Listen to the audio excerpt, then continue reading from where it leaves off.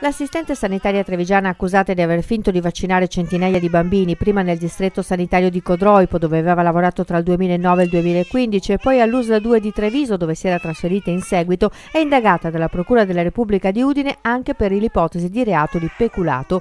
Ricevuti gli atti del fascicolo da Treviso, che adesso è unificato in Procura a Udine, la magistratura friulana ha infatti ritenuto di mantenere ferma, oltre all'ipotesi di omissione d'atti d'ufficio e falso in certificazioni, anche quella di peculato, inizialmente ipotizzata solo dai colleghi trevigiani.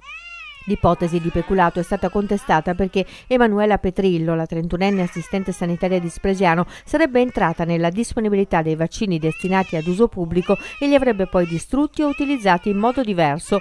La Procura ha fatto una richiesta di incidente probatorio per analizzare i campioni di sangue prelevati alla presenza dei carabinieri dei NAS sia a Udine che a Treviso. L'assistente resta l'unica indagata nella vicenda delle finte vaccinazioni. Dalle indagini svolte è emerso che lavorava infatti sempre da sola e non vi erano altri operatori nella stessa stanza, ha spiegato anche il magistrato friulano. Dal canto suo, l'assistente si è sempre difesa dicendo di aver svolto regolarmente il suo lavoro e di essere capro espiatorio di interessi economici superiori.